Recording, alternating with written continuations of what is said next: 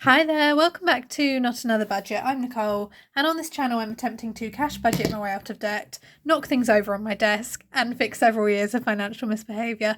And if that's something you're interested in following along with, please don't forget to stick around and check out the other content that I've created for you on this channel. Now, regular old-time viewers of this channel will know that I, for the past 9 months or so, have been working with budget planners that I have created and ordered and printed for myself. The first one was a 3-month one, and then the one that you've seen me working on most recently and currently is my 6-month one. And they were designed as a way for me to basically hack my own brain, or try and hack my own brain, to address the things that I dislike about budget planners, to address the things that I personally need, to give me colour and variety for my overactive brain to latch onto, to allow me to then not get bored by the white space, which is daunting and intimidating and stops me before I even start. I like colour, I like pattern. As we can see here, although this mat is due a replacement because it has had far too much spilt on it. I like colour, I like pattern, I like texture, although I can't really deal with texture. I need paper that's going to stand up to a bit of wear and tear because I am quite clumsy, and I need something that's going to keep me motivated for the entire time. I moved from a 3-month planner to a 6-month planner because the 3-month one was not long enough to keep my attention. And then with the 6-month one, it is coming to an end. The last month for it is August, and we are moving to September very, very quickly. So I knew at the beginning of this month that I would need to, at the very least, design and create maybe a 6-month one, which I worked quite well with, although there were spreads and sheets on there that I'd not used and haven't included and probably shouldn't have included. It was just a let's see. A lot of this has been let's see where my brain goes and what it needs. And because I was ordering direct from Canva, where I was creating them, I was paying a hefty price for a 6-month planner, which was £77 last time round because of the amount of elements and colour and pages. So I knew that it was unlikely that I would be able to afford to do that again this month. This month was already really, really tight, and even if I'd taken the whole lot of my spending money, which is what I did with the last one and the one before that, and put it towards creating a new budget planner and getting it properly printed, I knew that I would maybe need a 12-month one. I'm very much viewing September as the start of a year for me, because if I qualify as a teacher at the end of this training period, which is in July 2024, my year, it would make sense, is to run from the academic year, September to September.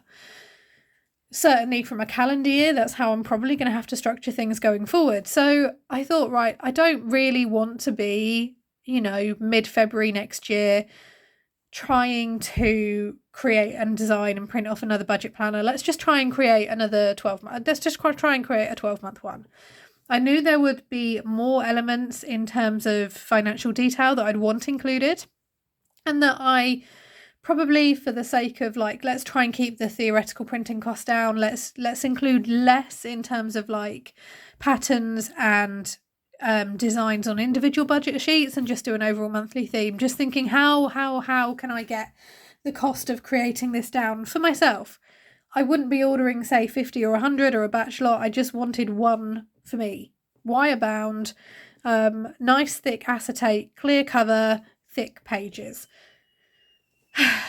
If you hear children screaming, nothing's going on. The kids are just playing outside. Not my kids, just the little neighbourhood kids where I live. But there is a 7-year-old girl that every so often just goes outside and randomly starts screaming like she's being murdered, and I don't understand why, and this is why I don't have kids, because I don't understand them.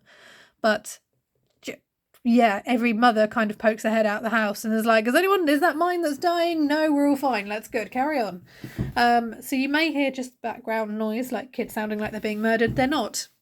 They're just randomly screaming because that's what kids do. But back on track. It didn't quite go to plan. I had to print it myself because Canva wouldn't let me, I'd exceeded the amount of elements that was needed to use, which was like every line or every on a table is an element. And there were lots of tables and lots of lines, as you'll see. Then it was, okay, I couldn't do any more than 4 months at a time. And how can I try and merge a document together and get it all printed off? And then Canva were like, oh, great, we've told you how we can do that. And now it's going to be over £100, like significantly over £100 to print. And I just thought, this is ridiculous. I'll find a printer elsewhere. And then finding a printer elsewhere, you have too many pages for a wire-bound document. You need to upgrade to a bound document. And here's the price for that. And if you want more than just 100 GSM paperweight, it's going to be this. And I just, in the end, I just went, no. By this point, I knew that I was going to have to spend money on the house in terms of storage and getting things sorted and organised. So I printed it myself. I had some crafting cards, just plain white 160 GSM cards, which I switched to printing a little bit way through. I started printing on normal paper. It didn't work out so great. My printer doesn't print edge to edge, so there's unequal borders. When you flip it on the other side and try and print, the flip isn't the same either side, and you'll see all of this. But I have created a 12-month budget planner for myself. And here's how thick it is. I actually need a ring binder.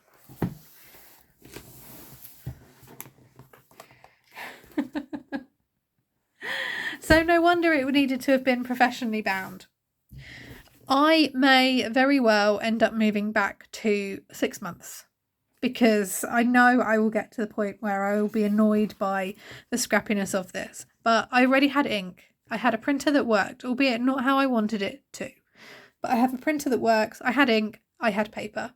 There was obviously the cost of my time, because it was like a day and a half of printing and then all the time to design it. But I need to road test this, because I'll go into this more in my year's review, but this past year on kind of properly budgeting on YouTube has really been me putting the foundations in place, trying to learn my own budgeting behaviours and get to grips with budgeting before I can then start aggressively tackling savings and debt, and also realise what my financial priorities are. So that's really informed this. I feel like I've hacked my brain. I know what things I need. I know what I thrive on, which is this kind of pattern and colour, but not featured on every page. So let's get going. I always have a front cover and I always have a inside. There's less motivational quotes this time round. But what I really wanted to do this time was have a separate page for personal and financial goals, because I find that they are tying in together, especially with me. And looking as well in terms of short-term financial goals, mid-term financial goals, and long-term financial goals.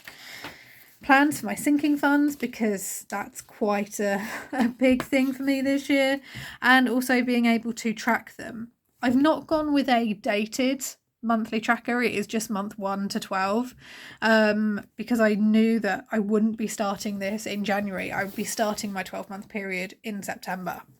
And what I've also tried to do as well is, I think it's unlikely that I'll be able to aggressively save and attack debt at the same time, as much as I would love to, but we don't know what happens. The future is ever changing. So my list of debts is going to be included, because I will start really getting on at the minimums, or trying to put more minimums in place, and then hopefully pay off more. And I love a note page, so there are lots of pages for notes, but what I've also included at the very beginning is, and this is where I move over to slightly thicker paper, is a Christmas budget planner, because I'm going to be starting my Christmas in September. In fact, I've already started buying little bits of Christmas here or there. So anything that is, and this is where like I don't like a domestic printer, because stuff just isn't clear or printing out in the colours. My budgeting goals for each of the different things, what I'm going to spend where, and this for some reason as well is now paper. Who my gifts are for, are they done, what am I going to spend, have I got them that thing or not? So just a really good way of tracking, and then a shopping list, both mine, both others, food, everything like that. And then I've done something similar as well for gifting, because although I'll be using a sinking fund for them, I'm forever writing like mini lists of what I think I'm going to get for people or what I've already got for them, and I forget it. So I've got all of the gifting dates that I need to pay attention to right here. It's right at the start of my budget and it's all in one place for me to go back to. And yeah, I've done the obvious thing and I've continued on the same kind of spread, but I like it, so that's fine. I've got a small problem with this ring binder. And to keep it as a kind of undated, I've not gone with your obvious autumnal or winter start for a January or September start. I've just gone with spreads that I like. I've made the monthly planner much bigger to allow me to actually go through and date and daily track what my expenditure is. I was really inspired by other budgeters in their planners and thought it was a fantastic idea. So I've incorporated it into mine, or a version of it into mine. And then in terms of a monthly budget spread, I've gone with a separate monthly overview because whilst I am a weekly budgeter, I need a monthly overview to guide what I'm doing. So this is it. We have space for income with more spaces up here, a much larger fixed income list, a smaller but no, it is larger against my other budget. I have a flexible spending list. I have a standard sinking fund saving list that I'm probably going to be putting towards regularly. I have my minimum debt payments. And then I also have an extra section here for extra savings that I want to do. Things like the penny challenge, or I'm going to put extra towards this. Sinking fund spending to keep it separate from this, because that's where I was getting myself confused last year. And then in any extra debt overage payments I've got, space for my budgeting goals for the month specifically, and then also a summary at the bottom here where it tells me total income, planned and actual, fixed expenditure, flexible spending, if I've saved sinking funds, or total amount I've saved across my sinking funds, and total paid to debt. And in terms of a weekly spread, oh, there we go. I've then gone with a similar-ish layout, but it's a standard income, fixed, flexible, just a sinking funds generic box, and then debt payments generic box, and a single page with more lines in it for spending, to track my spending. I've got 5 of these to account for a 5-week month because I didn't really have a monthly overview, which is kind of my own problem. And then the whole summary, you have to go back to that main one. And then I've kept it I've kept it like non-seasonal specific because I'm like, oh, it's not this right month. So again, this is the spread for month 2, which for me would be October. We've got a notes page there. Month 3 is this kind of icy blue marbly thing that I've got going on. I know that's going to annoy me, but I had to work with what I have, and this is free to me. So I had to bear that in mind. So I've tried to cut out a lot of the faff, I would say, that was in the other 2 that I did, but I needed to put that into my other planners to actually work out that they weren't serving me, they weren't useful. I would be better off having a separate kind of well-being planner, or a separate travel planner, or anything like that, than trying to have it all in one go, which is what I was trying to do, certainly with my 6-month one, and it started to creep in as well in my 2nd. Yeah, I've done a couple of little, hang on, here we go down. I've done a couple of little things. I've included like a gratitude journal as just a check-in every kind of 4 months, and that's because it's mainly to help me remember why it's important for me to start budgeting in the first place. It can be really easy, I found, to get like bogged down in the weeds and criticize your every decision that you make with your own budget, with your own money that you earn, and that's without anyone, if you're unfortunate enough to have this, being just not nice in the comments. Now, that doesn't apply to any of my budgeting kind of viewers. You are all absolutely wonderful, and if you do have any kind of comment to make, criticism or otherwise, it's always constructive and it's always mentioned in a really, really nice way. But I've seen a few of my wonderful budgeting colleagues recently just have to say, like, you know, I'm not bragging or X, Y, Z, and they shouldn't have to. If you've earned your money, you can spend it how you like, ultimately, at the end of the day. As long as if you're apart, if you're in a relationship, you're married or with a partner and you're living with them, as long as that's a decision that everyone's happy with and on board with. I mean, thankfully, being single, the only person who has a say is Bowie, and he only really cares if he gets food and occasionally the odd bit of chicken. So, kind of lost my train of thought here. Yes, I'm doing a 100 book challenge. Don't judge me. I've missed reading. So I've tried to go through and go, right, let's kind of get serious about this. Not that I wasn't serious about it in the first place, but some people have really good money foundations and budget foundations, and they know how to do a budget. They just don't, for whatever reason, follow it, or life circumstances meant that they've had to take on extra debt to cover a certain thing, lifestyle creep and things like that. When I started this, I didn't have any clue. I had no clue how to sit and do a sensible budget. I spent a lot of time beating myself up because I wasn't doing the right budgeting thing, when actually the right budgeting thing is the thing that works for me.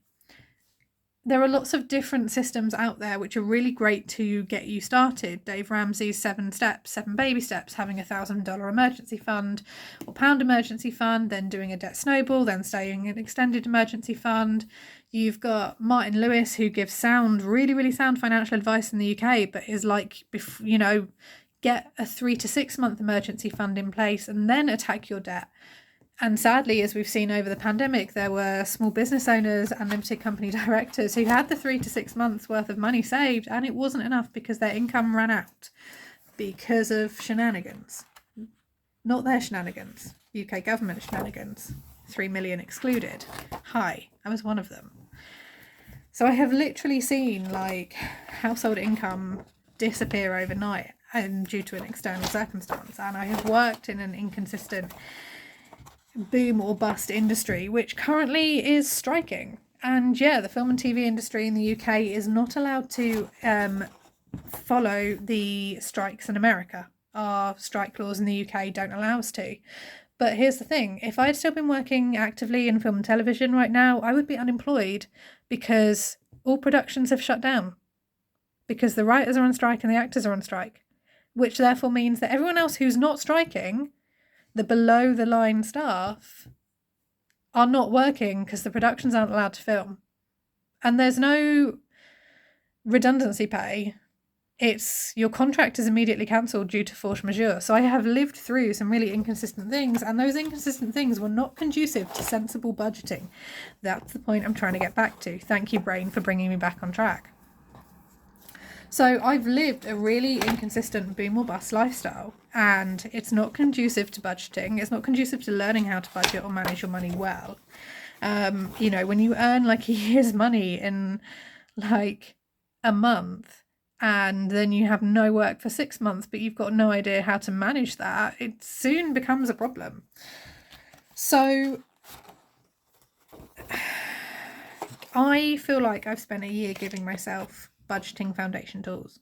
How to do a budget, how to follow a budget, how to realise if you've got enough income or not. And if you don't have enough, what are you going to do to get it in? What are your priority bills to you? What are your not priority bills? Is coffee important to me anymore? No. In fact, I had a massive argument with that friend because I was not prepared to spend the money to keep up with what she was doing. And she was not prepared to, I'm going to sound really cruel, realise that actually some people can't afford to do the same things. And if you're not prepared to meet in the middle or reach a compromise, why don't you come and have coffee at my house and we'll go for a walk down by the river, which is half a mile from my house. Sounds like a lovely outing. No. Cutting things like that from my life because I actually can't afford to have friends like that anymore was not as hard as I thought it would be, but for the longest time I was budgeting £40 a month for coffee and trying to make it work. And I'm also now at a point where I can quite comfortably be I can have £25 a week for my personal spending money and it's okay. And if I spend it all in the first week, do you know what? It's fine. I don't need to give myself any more. I don't need to guilt myself about it. I'll have spent 3 weeks planning what I'm going to buy and I will regret nothing. So therefore it will be a well planned out and needed buy. I'm going to try and do the £100 grocery challenge for my sins nearly every single month, the exception being Christmas. And that's only because there is a separate food pot for Christmas factored into my Christmas fund. Because I'm looking and going, okay, I'm down to 2 subscriptions at the minute, which is YouTube Premium and Spotify. And for the total of £25 a month, the amount of value and well-being it brings to me as someone who lives alone and has a cat to speak to, who can't tolerate ads and gets quite angry by them and needs constant background music to remain motivated because I can't generate dopamine at all. I'm not capable of generating dopamine. The happy, wonderful endorphin, it's not there. It has to be falsely generated by my brain. And guess what? Listening to like podcasts and music and 6-hour-long panel roundtables talking about the state of the comic industry, I don't know, like, or the film industry, or a critical breakdown of The Lord of the Rings for 8 hours, like, that's what I need because that keeps me on track. So I've been able to go through and massively cull my subscriptions and work out which ones actually are of value to me, what's worth me spending my spending money on, and how much do I need. And that's why I guess the long and short of it is that actually I have now structured a budget planner, which is hopefully going to help me be a lot more financially focused as I move on to the next foundational step. I've laid the earthworks. I've not really built a house, so these analogies are probably not going to be great. But I've laid the earthworks. I've dug the hole. I'm now pouring in like the cement at the bottom, or laying the first whatever things are. And that's going to be, I need to get some savings behind me. And I have a job that has, or I have a 10-month period of financial stability for the first time ever with actually a income that reflects what I'm doing. But there's a lot that I want to do with it. It's almost like I want my cake and I want to eat it times 10. I want to get my guarantor paid off in a year. In the hope that they will guarantor me then for the next year or so I have a roof over my head and I don't have to enter some kind of crazy alternate van life situation. I want to get my credit report massively cleared up because I've got a bankruptcy equivalent, which is a debt relief order sitting on there at the minute. And I have lots of small consumer debts, a couple of them are registering on the credit report that I would like to get sorted. So that when that debt relief order drops off, my credit rating can do a massive shoot up. And I put myself in the best position. I want to be able to fund a move if I have to fund a move. I would like to, and I'm going to fully fund Christmas and birthdays, and then Christmas 2024 and birthdays 2024. But I mean, I'm running at the minute the initial numbers for my basic budget and it's still tight. Like, let's not beat around the bush. £2,000 a month basic income is good. It's good. But 850 of that is my rent and I'm the only one that pays it because I'm the only one in the household. And then I have to take into account the fact that, right, okay, well, my petrol is going to be X. And that's if I do no other driving. My petrol is going to be X. I'll knock my food down to £100. I'll steal a fiver here, or not physically steal a fiver. I'll take a fiver off this. I'll reduce this budget category by that. And I'm still left at the end of it going, but how am I going to do all these things that I want to do? So that's what I've got to figure out. And it may mean that actually I'm going to have to continue with like Vinted and reselling in a way that I didn't want to, but I am now at the point where I actually have a budgeting planner that is hopefully going to help guide me through that. I am almost envious of the budgeters that have got their ducks in a row that had this foundation, because I've not been able to even consider starting an emergency fund, which is really smart that I do. Take a breath and do it all over again. Yeah, I've now got to lay the second steps of my budgeting foundation. And this isn't it's really, really hard and woe is me. It's just the reality of this budgeting channel. Like, if you want to see really regular like cash stuffing and things like that and savings challenges, I will do my best, but I can't guarantee it. Like, you are going to be there in the weeds with me from September onwards, and there are going to be really fantastic, amazing, like boom moments, which is going to be probably the beginning of September, and then come probably the middle of October, I'm probably going to have my heads metaphorically in my hands going like, how can I make this work regularly? Because there's going to be 3 boom periods, which is when I get my student loan payment in, which, as you've seen me go through, is the plan for that. But then it's going to be for the rest of the time, well, how do I figure it out? How do I do this? Do I send like 36p to debt and count it as an extra debt payment? Do I have a separate savings challenge where like I save up like, you know, £50 and make a debt payment? I have gone through today and I have found a list of all of my debts and updated, because some of them have gone to different providers. Some of them have had charges added. Some of them have had charges taken off. Some of them sent settlement offers and I didn't read the letter in time, because I still am at the point where I can only really open up posts that I know is from a debt agency every couple of months or so, because I'm not yet at the point where I can just get it, open it, and my heart doesn't pound and it causes panic. That's the reality a year down the line of where I am. And I regret nothing, because I would be making the same series of silly mistakes, going to do things with people that I can't afford to do. There's no comment on the personality or the character. If I can't afford to do a thing, if I say that on day one and the second day you're asking me if I can afford to do the thing, the answer's not changed overnight. And if it has, the money's gone elsewhere. So having spent a year putting a foundation in place, and it's been a long, really, like, the year did not go to plan,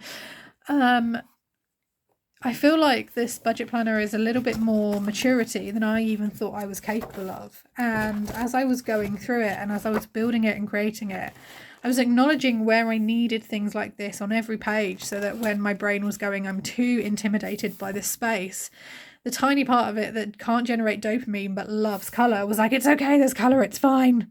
It's okay, we can now write.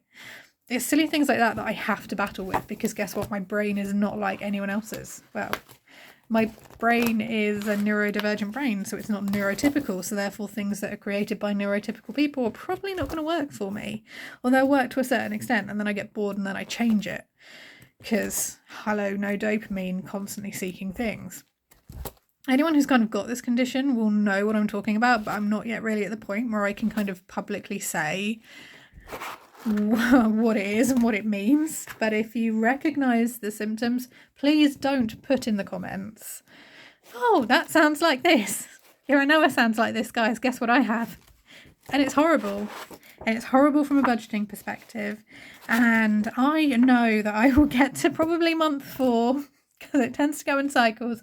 I will probably get to month 4 and be like crossing things out with like a Sharpie and going, I'm not happy with this, I'm going to change this. And I said it already that I'm probably going to completely change my savings plan structure, and I'm going to probably get really frustrated, throw a large amount of money to debt, and then regret it because something will happen and I won't have the savings. Like, that's just this channel in an absolute nutshell. But if that's something you like, and if you want to see me use this, and I can't even turn around and say this is going to be something that I will eventually release and sell, because I can't even get it printed. Because there's too many pages, but it's not true to me. Like, I need all of my budgeting stuff in one go, and that includes gifting and Christmas, so then I can refer back to it, and I'm not trying to hunt down the mythical post-it that I stuck one day and can't now find. So, and I've got to have a bit of marble always. So yeah, so this is my new 12-month budgeting planner.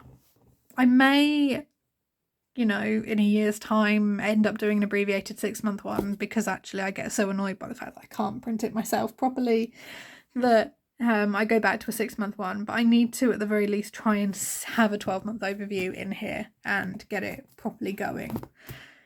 And that was really the driver for it. And I've been so excited to start working on it. And there's so many times that I've gone to sit down and be like, here's me drafting my September or basic budget going forward using like the failed printouts, because there were so many failed printouts of this.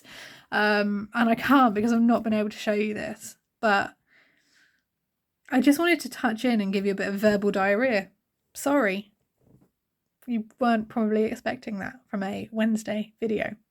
But this is my new budgeting planner. This is what you'll see me working with going forward from September onwards.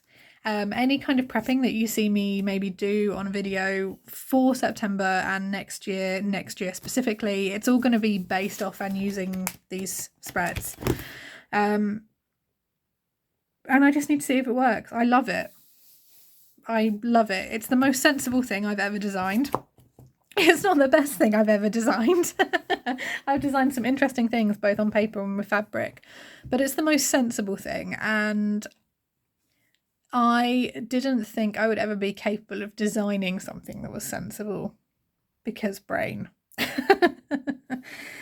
But I'm going to be moving into the next stage of building the budgeting house foundation analogy, and I'm going to talk a little bit more about that beyond what I've kind of touched on today in my year's review, which may have to be a 3-parter because I feel like based on today there's a lot that I need to say.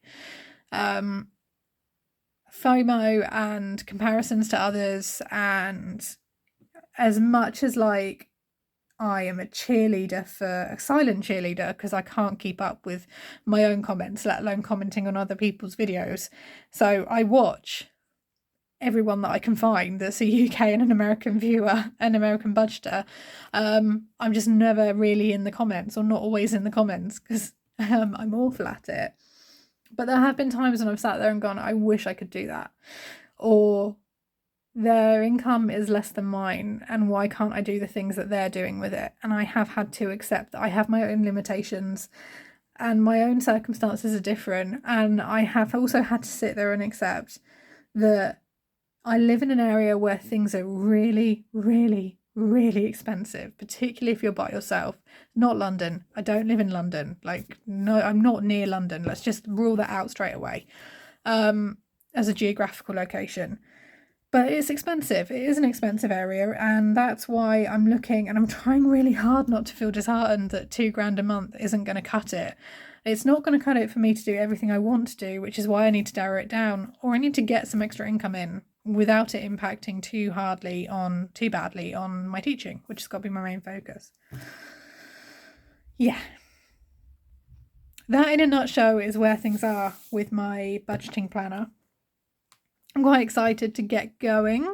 There's lots of wonderful colours, and even then the colours didn't come out how I wanted. That's enough like trashing my own printer, which isn't even mine. My brother lent it to me when my one broke and I couldn't afford to replace it, and he now needs it back for his work, so I will be replacing it as part of my tech spending in September, which is a planned for spend. But I've had to now go through and go, I need a printer that prints edge to edge or borderless printing, can handle colours really, really well, and is not going to cost me the earth. So yeah, thank you so much for watching this video. Let me know your thoughts down in the comments below. As I have said, if what I have described from a neurodivergent perspective is absolutely ringing a bell and you know what it is, please don't comment. I never put caveats in my comments. This is one. I will talk about it and the impact it has on budgeting when I am ready, if that's okay. Yeah, I don't like putting, and have never really put a stipulation on my comments, even when people have been not the greatest. I just say you just have to be nice. Say what you want to say, but you've got to be nice about it. Please don't say, because I know there are people, my regular viewers, who have or know what my brain is like at the minute. I will talk about it and its full impact at some point. I'm still understanding it myself, hence the brain hacking part and how it relates to budgeting. So yes, I'm going to love you and leave you because I have to now go get said brother from work. Don't worry, he's giving me petrol money. And I will be back with you on Friday for a recap of August part 2 weeks 1 budget, and then hopefully back again on Savings Challenge Sunday if I actually have enough money to stash. At the minute there's just 5p sitting in the pot, which is fine. It's okay. My heart's not that broken. Yeah. Have a wonderful budgeting week, guys. I will see you on Friday, and don't forget to like, comment, subscribe. I'll see you soon. Bye bye for now.